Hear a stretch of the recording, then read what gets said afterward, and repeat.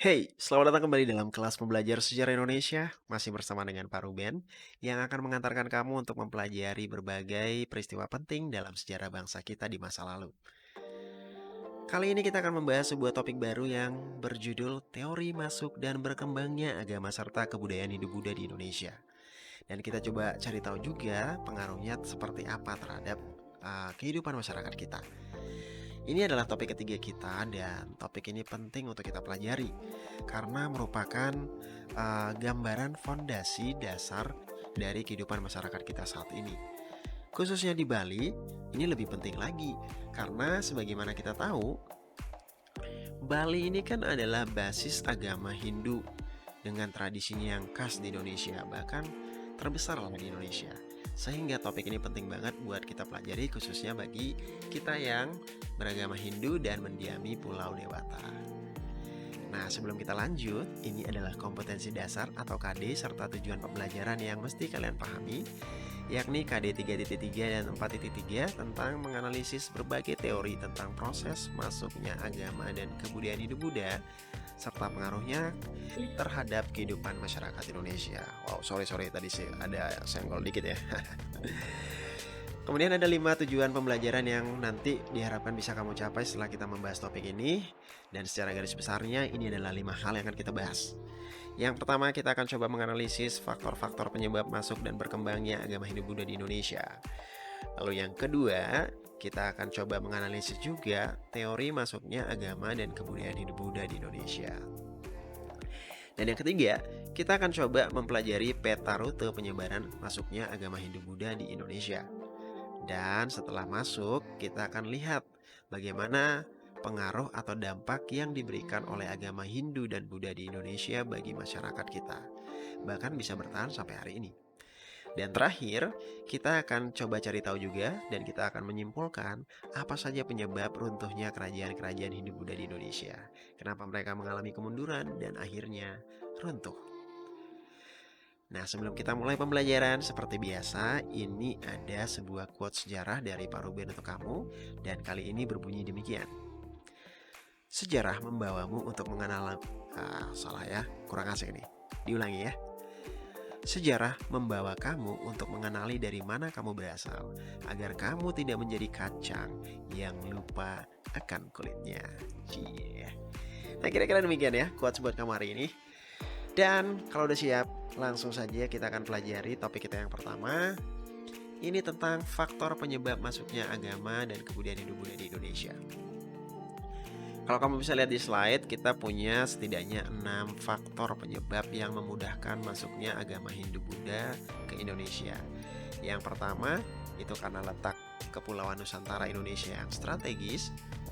Kemudian adanya peran iklim, yakni angin muson. Yang ketiga itu adalah karena faktor ekonomi lewat kegiatan perdagangan.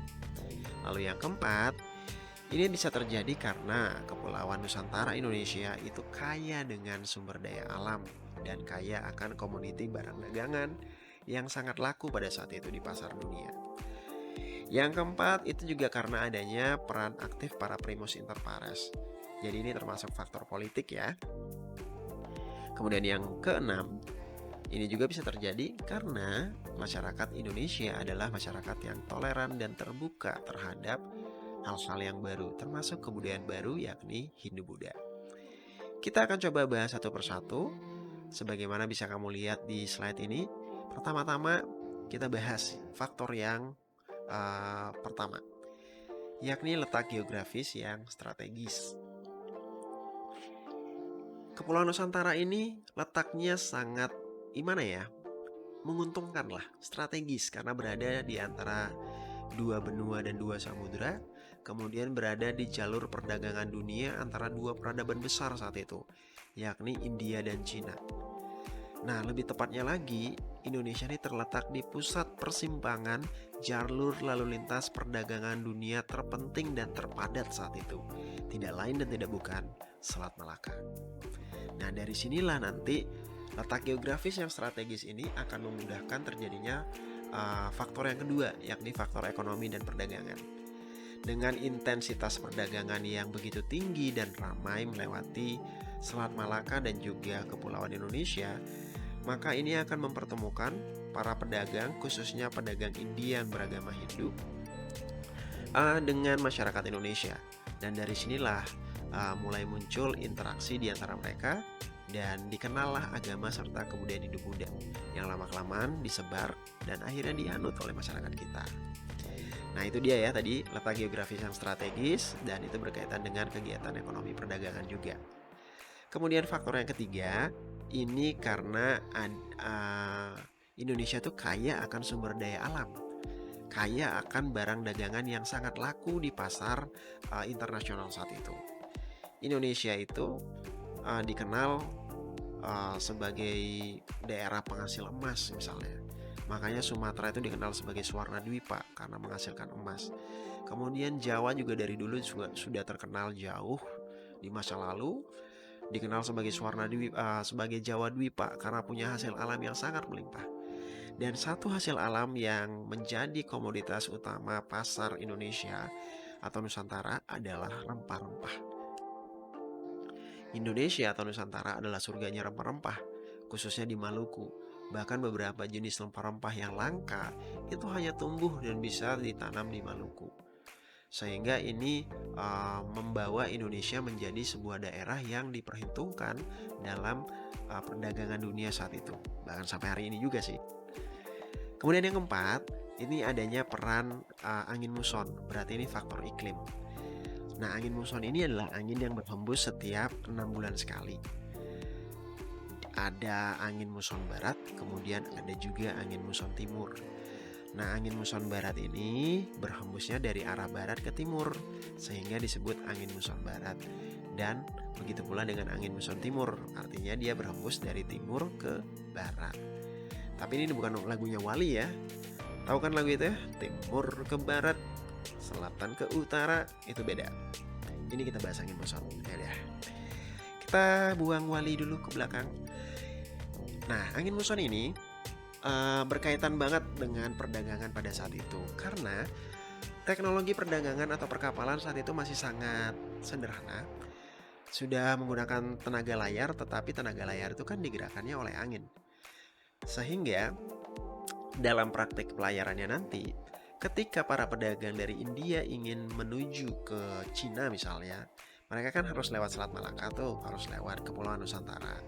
Jadi mereka tuh kan India nih kalau dari peta kita sebutlah berada di letak sebelah barat. Jadi kalau misalnya dia mau berlayar menuju ke Cina, maka dia harus menunggu angin muson barat itu berhembus dulu. Sehingga lebih mudahlah mereka dan lebih aman ketika berlayar. Nah, sayangnya karena teknologi saat itu masih sederhana, pelayaran itu butuh waktu berbulan-bulan, bahkan bisa tahunan. Sehingga ketika mereka sedang berlayar, angin muson barat itu sudah berganti menjadi angin muson timur. Nah, misalnya saja pada saat itu mereka sedang baru nyampenya di Kepulauan Nusantara. Jadi mereka singgah di sana dulu dan mereka lebih memilih untuk menetap selama 6 bulan masa transisi sampai angin muson barat berhembus kembali. Kenapa demikian? Karena lebih aman. Karena kalau misalnya memaksakan untuk tetap berlayar itu bisa bahaya, bisa-bisa kapalnya terbalik dan sejenisnya. Dan mereka memilih untuk bertahan menetap sementara singgah di Kepulauan Nusantara. Itu salah satunya supaya bisa beristirahat, kemudian memasok kembali pasokan bahan makanan mereka dan juga bekal perjalanan nanti. Nah, hubungannya apa dengan penyebaran hidup Buddha di Indonesia? Waktu selama 6 bulan ketika mereka menetap ini itu menjadikan mereka berinteraksi dengan masyarakat Nusantara. Dari sana banyak terjadi pertukaran informasi dan juga pengenalan tentang budaya, khususnya agama Hindu Buddha di Indonesia. Dan ini memberikan gambaran yang nantinya akan semacam memancing ketertarikan masyarakat Nusantara untuk mendalami agama Hindu Buddha ini. Nah itu ya baru 4 faktor yang kita bahas. Letak geografis yang strategis, faktor ekonomi atau perdagangan, kekayaan SDA yang dimiliki oleh Kepulauan Nusantara, dan adanya angin muson.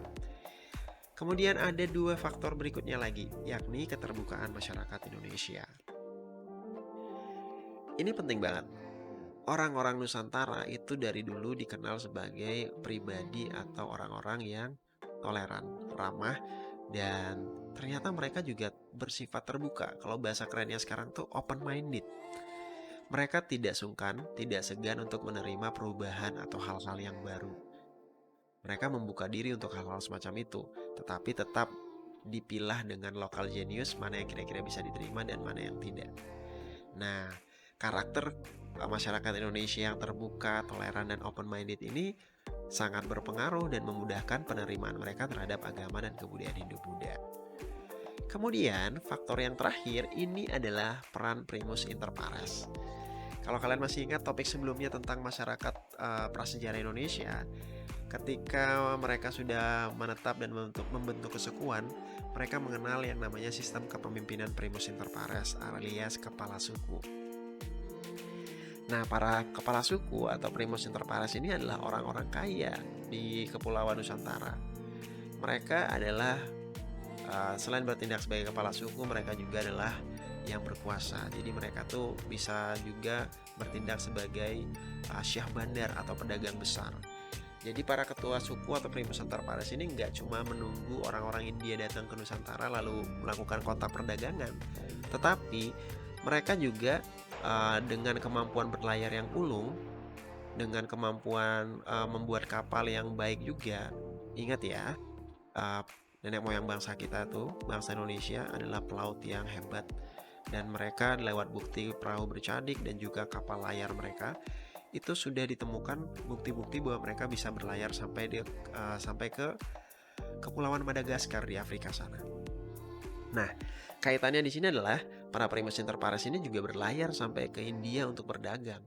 Dan ketika mereka tiba di India, mereka mendapati bahwa India ini adalah daerah yang sudah maju, memiliki peradaban kebudayaan yang sudah jauh lebih maju dibandingkan dengan yang ada di masyarakat Nusantara.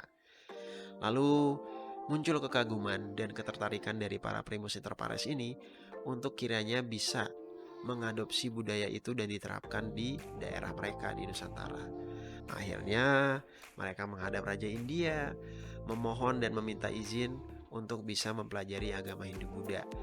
Dan sebagai tindak lanjut, akhirnya Raja India memberikan izin mengirimkan beberapa brahmana dikirim ke Kepulauan Nusantara untuk kemudian menahbiskan para ketua suku Indonesia ini dan mengangkat mereka menjadi Raja Hindu. Lalu mereka mengubah sistem kesukuan menjadi sistem kerajaan dan mulai memeluk agama Hindu-Buddha berikut kebudayaan-kebudayaannya. Dan pada masa itu ada sebuah aturan bahwa agama raja adalah agama rakyat. Maka ketika para primus inter pares ini sudah beralih menjadi penganut Hindu lewat upacara Fratyastona, maka dengan demikian para rakyat pun ikut menganut agama Hindu. Dan ini semakin dipertegas dengan sebuah kepercayaan yang dikenal dengan nama kultus Dewa Raja. Ini artinya raja itu adalah keturunan dewa, jadi mesti diteladani dan diikuti. Sehingga ketika raja sudah beragama Hindu, ya wes, rakyatnya juga ikutan beragama Hindu atau Buddha. Nah, itu adalah 6 faktor utama yang menyebabkan kenapa masyarakat Indonesia, lebih tepatnya kenapa agama Hindu-Buddha itu bisa masuk dan berkembang di tengah-tengah masyarakat Kepulauan Nusantara Indonesia. Nah, sejauh ini semoga sudah paham ya 6 faktor ini. Kita pelan-pelan aja membahasnya, yang penting kamu bisa memahaminya dengan lebih mendalam. Namun sebelum kita lanjut, perlu kalian catat dan perhatikan bahwa selama ini para peneliti dan sejarawan Eropa itu menilai bahwa masyarakat Indonesia ini masih dikatakan bersifat pasif gitu, nggak aktif dan terbelakang peradabannya. Karena itu mereka mudah dipengaruhi oleh orang-orang India yang datang berdagang dan akhirnya mau menerima begitu saja agama dan kebudayaan Hindu-Buddha lalu dianutnya kebudayaan itu. Tetapi belakangan lewat berbagai kajian, terutama kajian-kajian yang bersifat nasionalis dan Indonesia sentris dan dilakukan oleh orang-orang Indonesia sendiri, dan tentunya ditunjang juga dengan penelitian dari ahli-ahli lain di luar Indonesia, mengatakan bahwa ternyata hipotesa ini keliru. Ingat, bangsa kita, orang-orang Indonesia saat itu bukanlah bangsa yang pasif. Masyarakat Indonesia adalah bangsa yang aktif. Mereka dikenal sebagai pelaut yang hebat, pelaut yang ulung. Mereka mengarungi samudra bahkan dipercaya sudah sampai pada peradaban Cina mereka kunjungi, mereka juga mengunjungi, ada bahkan kajian penelitian yang mengatakan mereka mengunjungi sampai ke peradaban Yunani dan juga Yunani kuno. Bukti yang paling sah itu ditemukan perahu bercadik, yakni perahu khas nenek moyang bangsa Indonesia, itu ditemukan di Kepulauan Madagaskar, bagian selatan dari benua Afrika. Ini membuktikan bahwa Indonesia, nenek moyang kita, masyarakat kita saat itu, mereka sudah aktif secara mobilitas. Mereka nggak cuma berdiam di Kepulauan Nusantara menunggu orang datang kemudian menerima apa yang diberikan oleh orang itu. Enggak. Mereka mencari tahu, mereka mendatangi tempat baru, dan mereka tertarik terhadap hal-hal baru. Aduh, ribet ngomongnya ya. Mereka tertarik terhadap hal-hal baru, termasuk kebudayaan Hindu-Buddha ketika para primus inter pares ini berdagang dan berlayar sampai ke India. Mereka ingin juga menerapkan kemajuan peradaban itu. Dan yang perlu dicatat lagi adalah masyarakat Nusantara saat itu, nenek moyang kita itu udah punya yang namanya local genius. Artinya walaupun mereka menerima dan terbuka terhadap hal-hal baru, mereka nggak langsung serta-merta menerima begitu saja, tetapi mereka akan coba memfilter atau mempelajari, menganalisis. Ini bagus, tapi cocok nggak sama karakter atau kepribadian kita. Jadi nggak semua diterima, ada yang diterima, disaring, ada juga yang ditolak. Lalu yang diterima itu tidak serta-merta plong gitu, diterima gitu aja, tapi dipadukan dengan kebudayaan yang sudah ada, yang sudah dimiliki oleh masyarakat Nusantara. Ini disebut sebagai akulturasi kebudayaan. Maka itu ketika agama Hindu-Buddha masuk dengan kebudayaannya dari India itu ke Nusantara, nanti misalnya menjadikan masyarakat Nusantara menganut agama Hindu dan Buddha.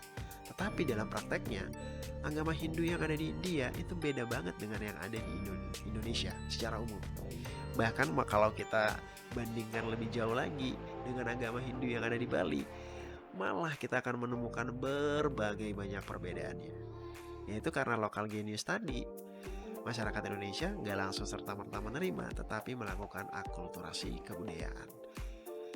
Ini barangkali penting buat kita pahami sehingga kita tidak langsung mengiyakan gitu pandangan ahli-ahli luar yang mengatakan bahwa Indonesia itu primitif, terbelakang, kemudian ya nerima aja gitu, mudah dipengaruhi.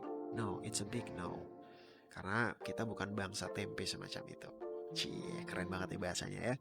Tapi ini penting buat kamu pahami sehingga kamu punya kebanggaan, ibaratnya nation pride buat bangsa kamu sendiri. Oke, kita lanjut ya. Nah, kita lanjut topik yang kedua. Ini tentang teori masuknya agama Hindu-Buddha ke Indonesia. Kita akan mendapati adanya 5 teori, yakni teori Brahmana, teori Ksatria, teori Waisya, teori Sudra, dan teori arus balik. Jadi gambaran besarnya dalam topik kali ini itu adalah kita akan mencari tahu sebenarnya ini siapa sih yang bawa agama Hindu-Buddha ini kok bisa masuk ke Indonesia. Untuk membahas ini, beberapa ahli kemudian mengemukakan pendapatnya dan menghasilkan teori, yakni 5 teori tadi: teori Brahmana, teori Ksatria, teori Waisya, teori Sudra, dan teori arus balik. Nah, supaya kamu bisa paham ya, kenapa sih dinamakan teori dengan nama Brahmana, Ksatria, dan seterusnya. Nah, ini ada ceritanya. Nah, masyarakat India itu dalam tatanan sosialnya mengenal dan menerapkan sistem kasta yang terdiri dari 4 kasta tadi. Bahkan ada 1 kasta lagi yang lebih rendah, namanya paria. Satu lagi ada, tapi Pak Ruben lupa banget. Ini biasanya terdiri dari para budak yang sudah gak punya kemerdekaan atas dirinya sendiri. Ibaratnya mereka udah kayak binatang gitu, paling rendah disebutnya paria, kasta terendah. Nah, sistem kasta ini yang terdiri dari 4 kasta ini, 4 kasta utama di India, ini nanti akan mengilhami atau dicopot namanya menjadi nama-nama teori yang membahas masuknya agama dan kebudayaan Hindu-Buddha di Indonesia. Jadi nama-nama teori ini diambil dari sistem kasta itu, dan tentunya ini akan berkaitan dengan siapa yang membawa agama Hindu-Buddha di Indonesia. Kalau misalnya disebut teori Brahmana, artinya yang bawa ya Brahmana. Begitu pula ketika kita sebut teori kesatria, artinya golongan kesatria yang membawa agama Hindu Buddha ini ke Indonesia. Itu sih garis besarnya. Nah, secara lebih detail, kita akan coba bahas satu persatu dari teori itu, termasuk kita akan cari tahu kelebihan dan kelemahan dari teori itu.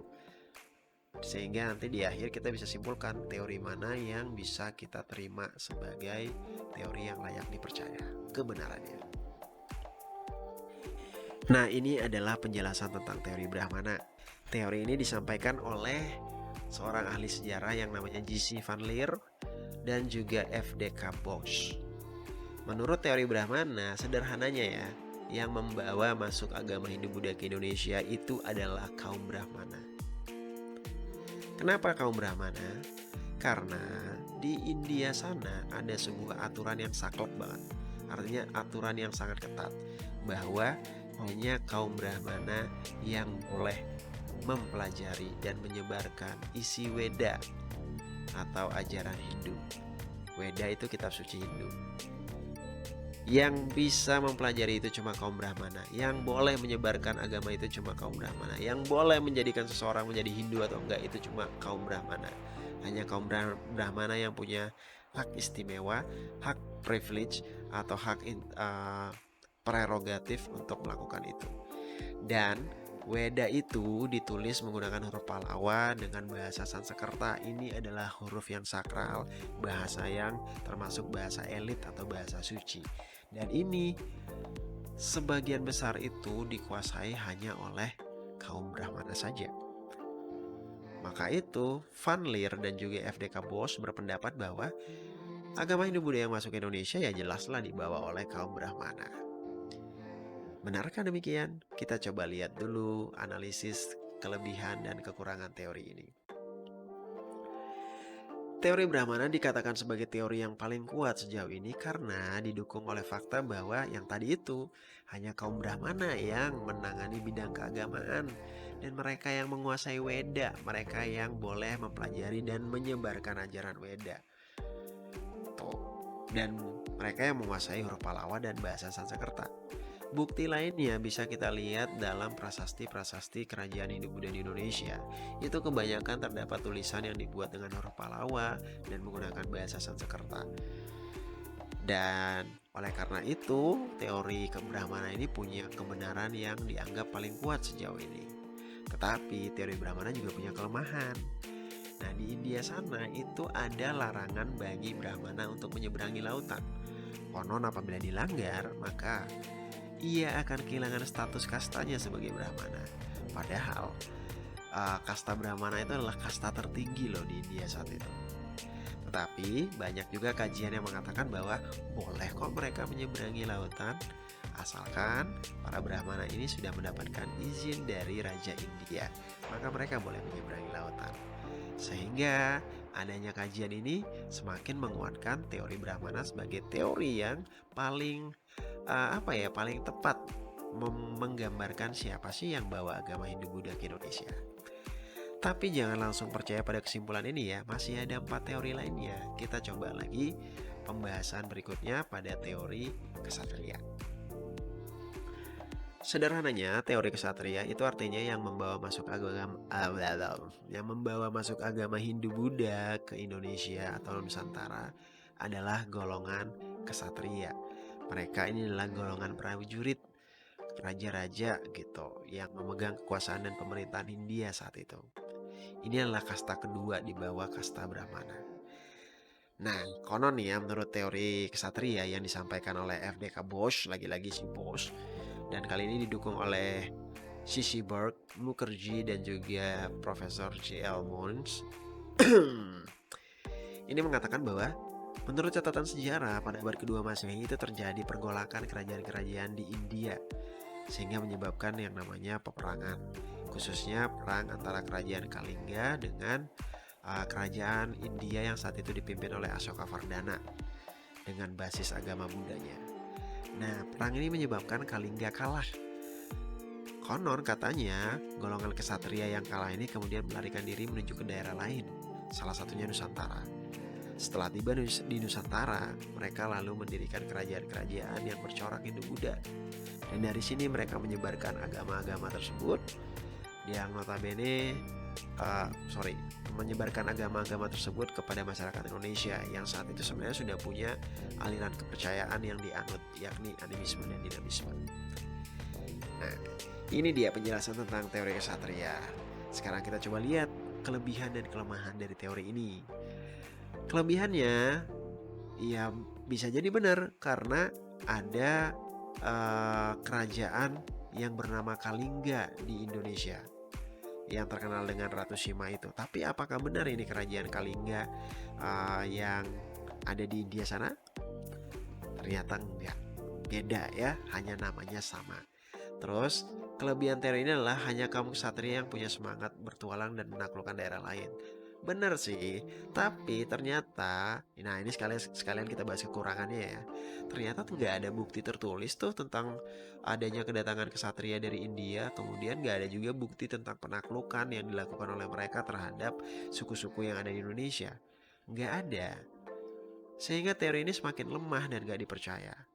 Dan faktor utama yang menyebabkan teori kesatria dianggap lemah atau kajian kebenarannya lebih rendah, kita kembali ke faktor utama yang pertama pada saat kita membahas teori Brahmana, bahwa hanya kaum Brahmana yang menguasai Weda, yang bisa menguasai huruf Pallawa dan bahasa Sanskerta. Kesatria enggak demikian, sehingga kata kunci ini semakin mengurangi kredibilitas atau validitas dari teori kesatria ini. Makin lemah deh teori kesatria ini. Jadi sejauh ini ya, Brahmana kesatria 1-0, Brahmana yang unggul. Oke, kita lanjut kepada teori yang ketiga. Ini namanya teori Vaishya. Kasta yang ketiga di India yang biasanya terdiri dari orang-orang yang berdagang atau para pedagang. Nah, ini menyatakan bahwa agama Hindu-Buddha yang datang ke Indonesia itu dibawa oleh para pedagang. Teori ini disampaikan oleh N.G. Krop, Nicholas Johannes Krop. Menurut si Krop, perdagangan ini kan menjadi kunci utama dari adanya interaksi hubungan antara masyarakat India dan Indonesia. Sehingga sederhananya nih, para pedaganglah yang pertama kali menyebarkan ajaran Hindu-Buddha ke Indonesia. Mereka yang berperan penting dalam penyebaran agama Hindu-Buddha ini. Tetapi benarkah demikian? Kita cek kembali analisis kelebihan dan kekurangan teori Vaishya. Kelebihannya dulu deh. Memang benar bahwa faktor utama yang bisa menyebabkan orang-orang India dan orang-orang Indonesia Nusantara saat itu bisa berinteraksi ya karena kegiatan perdagangan. Benar sekali. Tapi ingat, para pedagang itu nggak punya ability, nggak punya kompetensi, nggak punya pengetahuan dan wawasan yang utuh tentang isi Weda, tentang huruf Pallawa dan bahasa Sanskerta, tentang ajaran Hindu-Buddha. Itu bukan bidang mereka. Jadi ketika mereka menyampaikan, kita nih punya agama namanya Hindu-Buddha, kebudayaannya kayak gini-gini. Ketika mereka promosi kayak gitu terhadap masyarakat Indonesia, itu sebatas kepada kulit luarnya aja. Karena mereka tidak menguasai hal-hal semacam itu secara mendalam. Jadi, kembali ke kata kunci yang pertama. Ingat, hanya kaum Brahmana yang bisa melakukan itu semua. Sehingga teori Vaishya kemudian dianggap sebagai teori yang kurang kredibilitasnya dan ya bisa dikatakan lebih rendah tingkat kebenarannya. Sejauh ini teori Brahmana masih unggul, telak bahkan unggulnya ya. Dan ada teori yang namanya teori Sudra. Sederhananya menurut teori ini nih ya, yang membawa agama Hindu-Buddha ke Indonesia itu adalah kaum Sudra, rakyat jelata, rajel yang ada di India sana. Teori ini disampaikan oleh Van Faber, seorang tokoh yang namanya Van Faber. Benarkah demikian? Nah, menurut Van Faber ya, teori Sudra ini dikatakan punya keunggulan karena semua orang yang masuk dalam kasta Sudra di India sana pasti ingin memperbaiki kehidupannya agar lebih baik, karena mereka adalah kasta yang rendah. kasta nomor 4 di India. Dan akses terhadap kehidupan yang lebih baik nggak serta-merta mereka miliki di India. Sebab sistem kasta di India itu saklek banget. Itu sangat tegas dan sangat kaku. Seorang sudra nggak bisa menjadi kesatria, apalagi menjadi brahmana. Itu impossible, karena sudah diatur seketat itu. Karena sistem pelapisan sosial masyarakat mereka itu bersifat tertutup. Kalau kamu lahir sebagai sudra, mati pun sebagai sudra, anak kamu pun akan jadi sudra. Begitu terus, bahkan dipercaya seorang sudra itu ya konon gak bisa mengalami reinkarnasi, karena mereka gak punya akses mempelajari Weda. Sayang sekali bukan? Jadi di tengah keputusasaan para sudra ini, akhirnya menurut Van Faber ya dalam teori sudra, mereka kemudian bosen tinggal di India. Mereka pindah deh, cari daerah lain. Nah, menurut teori ini mereka pindah ke daerah Nusantara dan kemudian mulai menyebarkan agama dan kebudayaan Hindu-Buddha di Indonesia. Benarkah demikian? Belum tentu. Ingat, kesatria aja yang kasta kedua mereka nggak dianggap capable untuk menyebarkan ajaran Weda. Apalagi para sudra yang merupakan kasta rendah. Punya kemampuan apa mereka? Tahu apa mereka tentang isi ajaran Weda? Emang bisa nulis huruf Pallawa dan menguasai bahasa elit, bahasa sakral yakni bahasa Sanskerta? It's a big no. Mereka nggak punya kemampuan semacam itu. Sehingga teori sudra ini teori yang paling lemah kebenarannya. Orang-orang sudra ini kan gak berpendidikan, artinya gak punya pengetahuan terutama tentang Weda. Gimana mereka bisa ngajarin coba? Sehingga teori sudra ini teori yang paling lemah, gugur. Sampai sejauh ini kedudukan sementara teori Brahmana berada di puncak klasemen kebenaran dan kita jadikan sebagai pedoman. Tapi ada satu teori lagi yang harus kita pelajari. Dan teori itu adalah teori yang namanya sama sekali nggak berkaitan dengan sistem kasta barusan. Teori itu adalah teori arus balik. Gimana, udah dramatis gak barusan suaranya? Forget it. Oke, teori arus balik. Ini teori yang baru bisa dikatakan setelah 4 teori tadi. Teori ini lebih bersifat nasionalis, lebih bersifat Indonesia sentris, artinya lebih mengemukakan atau mengedepankan peran bangsa Indonesia sendiri dalam penyebaran agama Hindu-Buddha di Kepulauan Nusantara. Teori ini disampaikan oleh tokoh yang namanya Van Leer dan F.D.K. Bosch. Lagi-lagi mereka nih. Mereka ini padahal sebelumnya udah bikin teori yang lain ya, sekarang bikin teori lagi. Mungkin karena riset terbaru sehingga mereka berubah pikiran. Nah, teori arus balik itu menyatakan bahwa masuknya pengaruh agama dan kebudayaan Hindu-Buddha di Indonesia itu dilakukan oleh orang Indonesia sendiri. Bukan dari orang luar, tapi oleh orang Indonesia sendiri. Nah, masih ingat kan penjelasan tentang peran aktif primus inter pares? Nah, itu dia. Akan sangat berkaitan dengan teori arus balik ini. Kelebihannya kenapa teori arus balik ini logis dan layak bersaing dengan teori Brahmana sebagai teori yang kita patut jadikan sebagai pedoman. Karena teori arus balik ini mengedepankan peran para ketua suku alias primus inter pares yang sebagaimana tadi sudah Pak Ruben jelaskan di awal. Mereka adalah pelaut yang ulung, mereka adalah pedagang besar atau syah bandar. Mereka berdagang sampai ke India dan ketika tiba di India mereka mendapati bahwa kebudayaan India itu sudah sangat maju dengan peradaban yang kompleks. Mereka kemudian merasa kagum, terinspirasi untuk menerapkan kebudayaan India itu di wilayah Nusantara.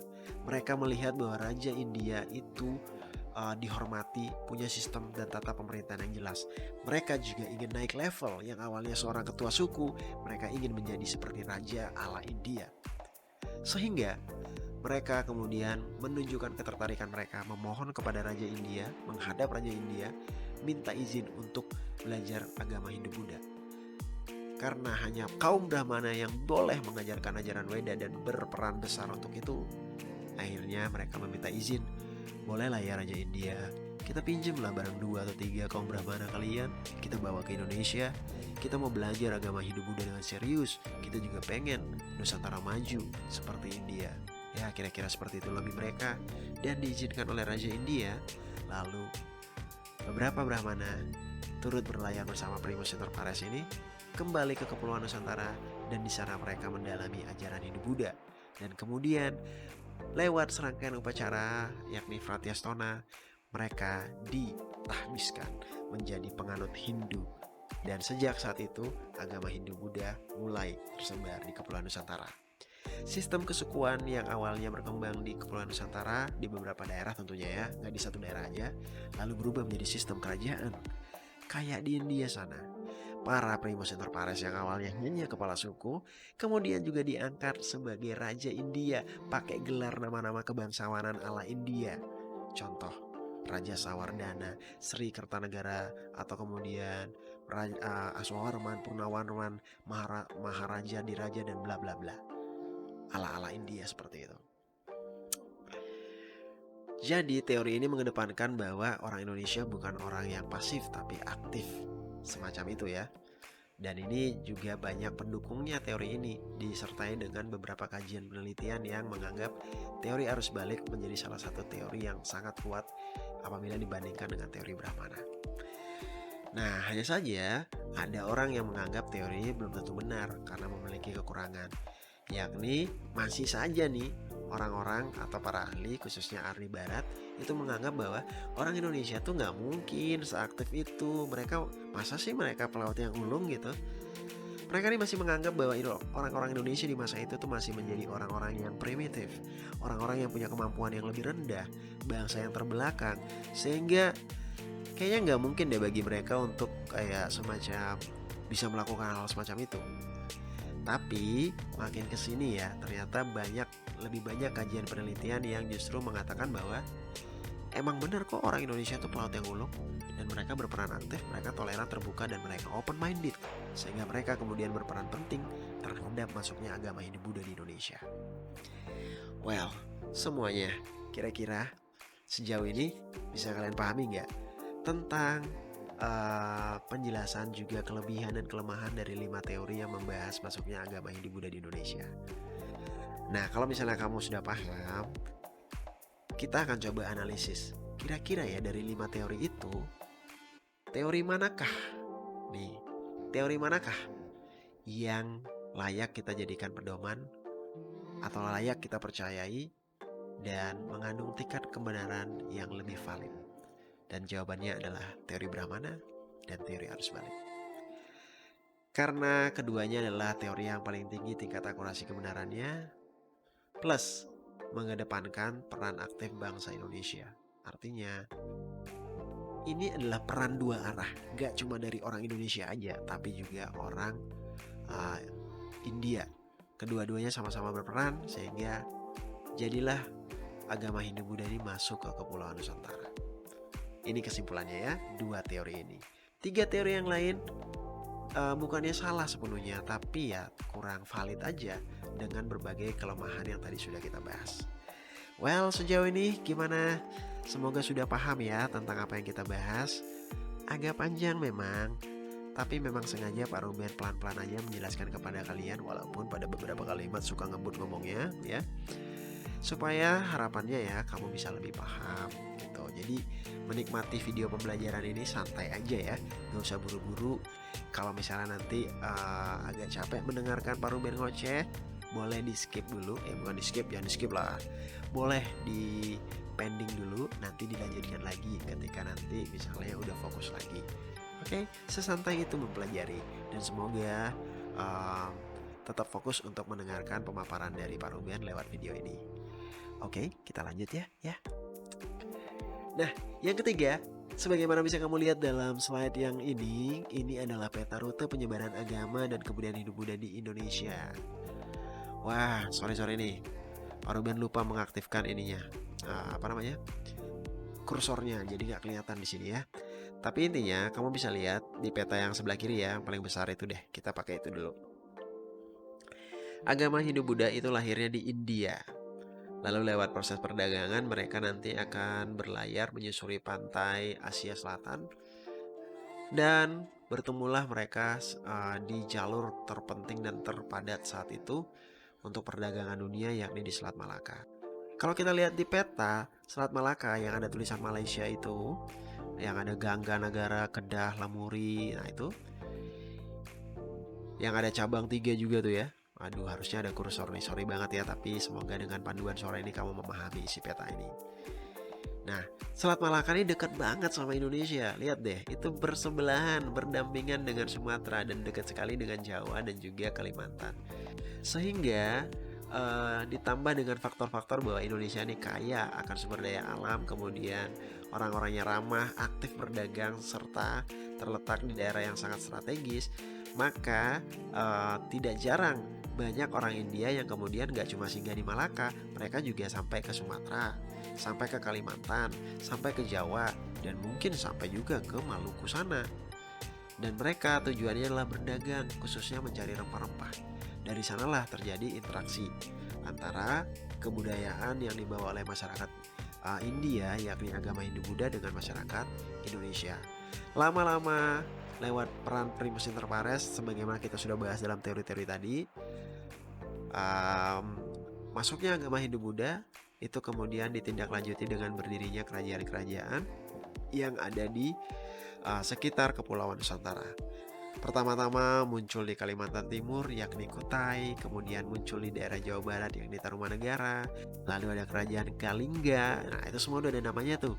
Sunda, Galuh, Mataram di Jawa Timur, Mataram kuno, kemudian Kediri, Singasari, Majapahit, Sriwijaya, dan beberapa kerajaan kecil lainnya di sana. Jadi semua tuh menyebar awalnya dari proses perdagangan, sebagaimana rutenya bisa kamu lihat dalam peta itu. Gak sulit kok sebenarnya, hanya saja memang tadi lupa yang aktifin kursornya, tapi semoga dengan penjelasan singkat ini kamu bisa paham. Nah, untuk peta rute ini gak terlalu banyak ya, intinya sebelum misalnya nih perdagangannya dari India menuju ke Cina, mereka pasti mampir di Selat Malaka, lalu mampir juga di Indonesia. Ingat aja kembali penjelasan tentang faktor-faktor yang mempengaruhi atau memudahkan masuknya agama Hindu-Buddha di Indonesia yang tadi sudah kita bahas di awal. Pasti akan nyambung dengan peta ini. Oke, kita tinggalkan peta ini karena Pak Ruben yakin kalian pasti sudah memahaminya dengan baik. Kita sekarang lanjut ke pembahasan tentang ini nih. Setelah agama Hindu-Buddha masuk, diterima dan dianut oleh masyarakat Indonesia, kira-kira apa saja pengaruh dan dampak yang diberikan oleh dua agama ini bagi kehidupan masyarakat kita? Kalau kamu lihat mind map atau bagan dalam slide ini, kamu bisa lihat tuh pengaruhnya banyak sekali, meliputi berbagai bidang kehidupan, dan ini esensial mempengaruhi kehidupan masyarakat pada saat itu, bahkan bertahan sampai hari ini. Bentar ya, Pak Ruben minum bentar ya.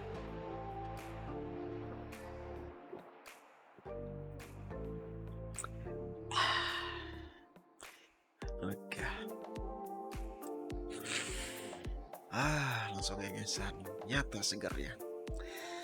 Oke, kita lanjut ya. Pengaruhnya tuh banyak sekali. Kita coba lihat satu persatu. Ada pengaruh dalam bidang aksara. Masuknya agama Hindu-Buddha dan kebudayaannya dari India ke Indonesia itu akhirnya berperan penting bagi bangsa Indonesia menyudahi masa prasejarah dan menandai bahwa bangsa Indonesia sudah masuk ke masa sejarah karena sudah mengenal tulisan.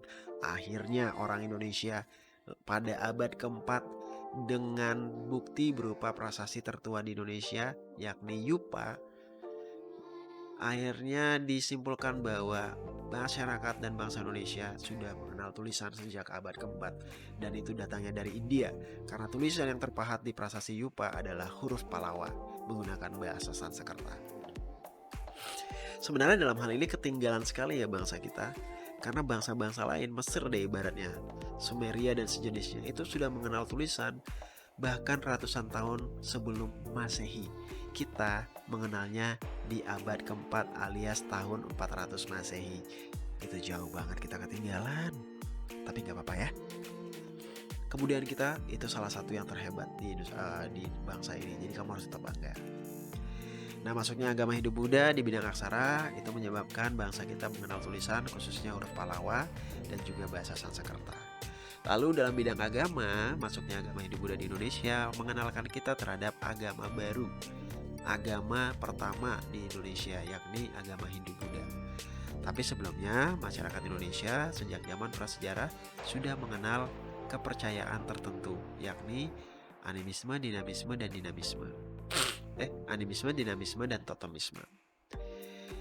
Walaupun belum merupakan agama, tetapi aliran kepercayaan ini diterapkan dengan sangat konsisten. Dan ketika nanti agama Hindu Buddha masuk, ini agama Hindu Buddhanya nggak murni dari India, tapi dipadukan dengan animisme, dinamisme, dan totemisme itu. Sehingga agama Hindu Buddha yang ada di Indonesia itu punya ciri khasnya sendiri. Apalagi yang di Bali lebih khas lagi. Kira-kira seperti itu. Kemudian pengaruh dalam bidang yang ketiga yakni bidang politik. Ini masyarakat Indonesia ketika kedatangan agama Hindu Buddha ini mengalami perubahan. Yang awalnya mereka menerapkan sistem kesukuan, ini berubah menjadi sistem pemerintahan kerajaan. Yang awalnya kesukuan itu dipimpin oleh seorang kepala suku dengan pembagian tugasnya yang barangkali tidak terlalu kompleks. Kompleks sih, tapi ya kalau dibandingkan dengan sistem di India mungkin kalah kompleks. Akhirnya digantikan dengan sistem kerajaan yang dipimpin oleh seorang raja. Seorang raja dengan sistem pemerintahan ala India, dengan menggunakan gelar kebangsawanan ala India yang dianggap sebagai keturunan raja dan dianggap sebagai reinkarnasi dewa, kultus dewa raja. Itu semua mengadopsi konsep yang ada di India. Lalu di bidang komunikasi, kita mengenal adanya bahasa Sanskerta yang nanti mengilhami lahirnya bahasa Jawa kuno, Bali kuno, dan sejenisnya. Sekali lagi, bahasa Sanskerta atau bahasa Sanskrit ini adalah bahasa yang digunakan dalam Weda, sehingga bahasanya adalah bahasa yang suci dan juga sakral. Lanjut dalam bidang sosial, selain kita mengenal makin kompleksnya pembagian kerja dan juga sistem kesosial kemasyarakatan, untuk pertama kalinya lewat pengaruh agama Hindu Buddha, masyarakat Indonesia mengenal dan menerapkan sistem kasta. Yang tadi kita udah bahas di depan itu ya, jadi nggak perlu kita bahas lagi. Kemudian dalam bidang perdagangan, bangsa Indonesia semakin maju perdagangannya dan mulai mengenal yang namanya sistem mata uang, dan perdagangannya akhirnya mulai mengenal uang sebagai alat tukar. Kalau dulu barangkali masih menggunakan sistem barter atau tukar menukar barang. Kemudian lanjut pada bidang yang ketujuh, itu bidang bidang kebudayaan. Ini banyak juga pengaruh yang diberikan oleh agama Hindu Buddha. Contohnya, dalam seni tulis dan juga seni sastra, dengan pertama kalinya bangsa Indonesia menemukan tulisan, akhirnya mulai dibuat beberapa dokumen-dokumen dan naskah tertulis. Misalnya kitab-kitab, contoh Pararaton, kemudian Negara Kertagama, Arjuna Wiwaha, Sutasoma, dan masih banyak lagi. Kemudian ada juga mulai seni menulis lontar dan prasasti misalnya. Ada juga semacam babat dan sejenisnya, kitab-kitab semacam itu. Lalu ada juga pengaruh dalam bidang seni bangunan atau arsitektur. Kita akan mendapati banyak bangunan seperti candi, kemudian istana raja, dan bangunan-bangunan lainnya khas India, khas Hindu seperti India sana. Hanya saja yang perlu kamu garis bawahi dan kamu jadikan catatan bahwa ingat, kebudayaan dalam seni bangunan itu tidak serta-merta diterima begitu saja, tetapi dipadukan, diakulturasi dengan kebudayaan pra-Hindu atau sebelum Hindu, yakni kebudayaan prasejarah. Contoh, candi itu konsepnya diambil dari punden berundak. Dan bentuk candi di Indonesia dengan yang ada di India itu relatif berbeda. Fungsinya juga berbeda. Misal ya, candi di India itu digunakan sebagai tempat memuja para dewa. Tapi di Indonesia, candi gak cuma sebagai tempat persembahyangan memuja para dewa, tetapi juga dijadikan sebagai tempat memuja roh leluhur, khususnya sebagai tempat untuk dimakamkannya atau diletakkannya abu jenazah raja-raja. Jadi candi gak cuma sebagai alat persembahyangan, tapi juga sebagai tempat makam para leluhur, sehingga kita bisa tetap mempraktekkan animisme di sana. Itu kira-kira ya. Dalam seni suara kita mengenal kekawin, kidung, dan sejenisnya. Karena di Weda kan ada juga tuh kalau nggak salah ya Yurweda ya. Nanti kalian bisa koreksi ya. Yang isinya tuh tentang tembang dan lagu-lagu, nyanyi-nyanyian suci kan. Nah itu diadopsi menjadi kekawin, kemudian pupuh semacam itu dalam masyarakat Indonesia. Terus jangan lupakan juga seni tari dan seni gerak yang juga mendapatkan pengaruh dari India, walaupun masyarakat Indonesia juga pasti punya. Bahkan beberapa tarian semacam kecak, rejang, tari pendet kalau nggak salah, tari legong keraton, tari sangyang dan sejenisnya itu termasuk tarian purba. Karena sebelum datangnya agama Hindu-Buddha, masyarakat kita sudah mempraktikkan itu sebagai bagian dari praktek animisme dan dinamisme. Sorry nih, kok mendadak jadi pilek ya. Kita lanjut ya, semoga masih semangat kalian semua, pelan-pelan aja ya. Nah, bidang kebudayaan lainnya yang mendapatkan pengaruh agama Hindu-Buddha adalah sistem penanggalan atau kalender. Untuk pertama kalinya masyarakat Indonesia mengenal sistem penanggalan alias kalender yang menggunakan angka tahun kalender Saka. Dan sampai hari ini masih digunakan oleh masyarakat Jawa dan Bali. Lalu yang tidak kalah mendapat pengaruh dari masuknya agama Hindu-Buddha adalah seni berpakaian dan juga seni-seni lainnya yang berkaitan dengan kehidupan masyarakat Indonesia. Jadi kalau kita lihat ya, banyak sekali pengaruh agama dan kebudayaan Hindu-Buddha yang diberikan terhadap corak kehidupan masyarakat Indonesia. Nah, selebihnya kamu bisa cari tahu lebih lanjut, bisa baca materi ajar, kemudian bisa juga mencari sumber informasi lainnya di internet dan di mana saja untuk memperkaya wawasan kamu. Nah, segitu dulu pembahasan tentang pengaruh masuknya agama dan kebudayaan Hindu-Buddha bagi masyarakat Indonesia. Masih ada satu topik lagi, tetap semangat kan pelajari sejarah? Nah, karena tetap semangat, saya semoga tetap semangat ya. Pelan-pelan aja pelajarinya. Kita akan bahas topik terakhir kita, yakni apa yang menyebabkan kerajaan Hindu-Buddha mengalami kemunduran dan akhirnya mengalami keruntuhan. Di sini Pak Ruben merangkum beberapa faktor penyebab yang nanti bisa kalian telusuri lebih lanjut dan kalian analisis lebih lanjut. Yang pertama, dulu itu ya kerajaan Hindu-Buddha di Indonesia tuh letak banyak jumlahnya. Sampai belasan lah, hampir sampai 20 kalau nggak salah ya. Nah, tetapi banyak juga kerajaan-kerajaan itu yang berskala besar dan juga berskala kecil. Dari sana kita akan lihat bahwa faktor pertama yang menyebabkan kemunduran dan runtuhnya kerajaan-kerajaan Hindu-Buddha itu tidak lain karena kerajaan-kerajaan kecil itu terdesak oleh kerajaan besar, sehingga dikuasai, kadangkala itu langsung diruntuhkan begitu saja. Sehingga kerajaan-kerajaan ini mengalami kemunduran dan keruntuhan. Artinya perang antar sesama kerajaan Hindu-Buddha. Lalu yang kedua, kenapa sebuah kerajaan Hindu-Buddha itu bisa mengalami pasang surut dan akhirnya runtuh? Ini bisa jadi karena adanya perang saudara yang melemahkan internal kerajaan. Contoh, perang Paregrek yang terjadi di Majapahit yang kemudian semakin melemahkan kondisi Majapahit sampai akhirnya runtuh.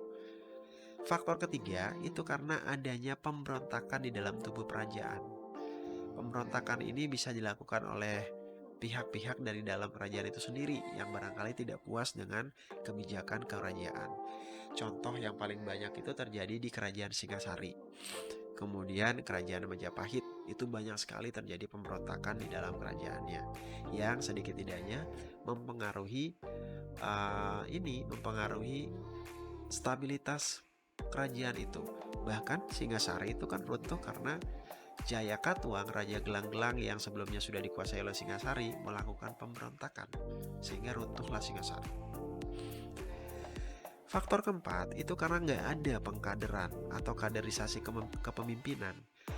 Ibaratnya kayak tidak ada upaya untuk melakukan pendidikan kepemimpinan terhadap pengganti atau penerus raja. Sehingga ketika pemimpin yang hebat itu, salah satu rajanya yang hebat misalnya, meninggal atau mangkat, ternyata nggak ada pemimpin yang setara yang bisa menggantikan perannya. Contoh, ketika Gajah Mada dan Hayam Wuruk wafat, ternyata penggantinya tidak secakap mereka, sehingga tidak mampu memimpin dan mengelola kerajaan dengan baik.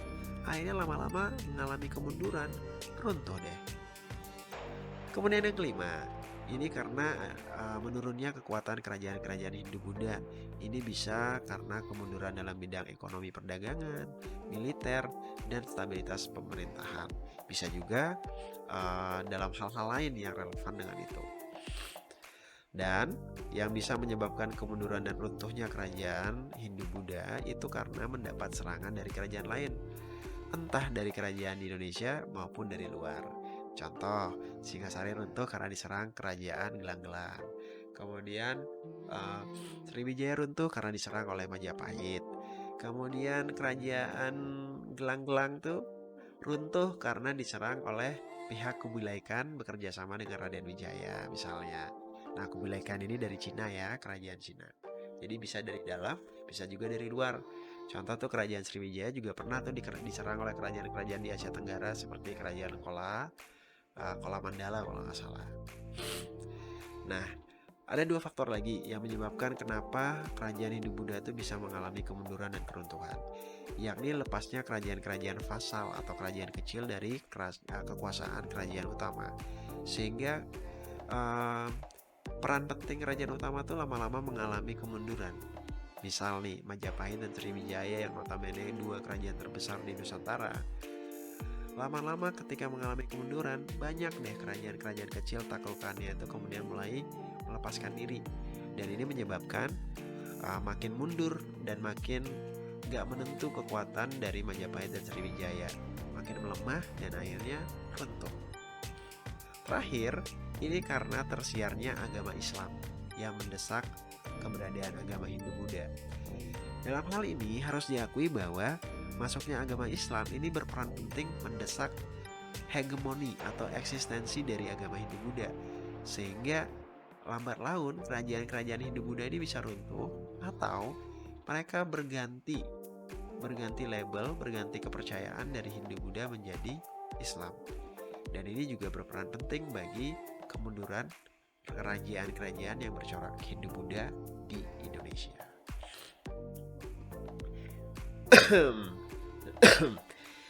Kayaknya ini udah lama juga ya kita membahas tentang topik ini. Semoga kalian masih tetap semangat untuk mempelajarinya.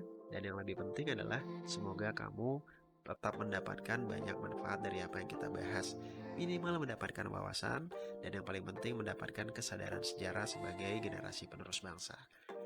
Nah, topik kita sebenarnya udah selesai sampai di situ. Semoga semuanya bisa kamu pahami dengan baik. Tapi kalau misalnya belum dipahami dengan baik, ada hal-hal yang kamu belum paham, hal-hal yang belum jelas, ada yang kamu mau tanyakan, silakan kamu bisa sampaikan di kolom komentar. Kamu bisa ramaikan kolom komentar kita. Dan kamu juga bisa bertanya langsung kepada Pak Ruben dengan menghubungi kontak Pak Ruben, entah itu lewat chat pribadi atau bisa juga lewat telepon. Silakan feel free aja untuk menghubungi dan kita bisa diskusikan bareng-bareng.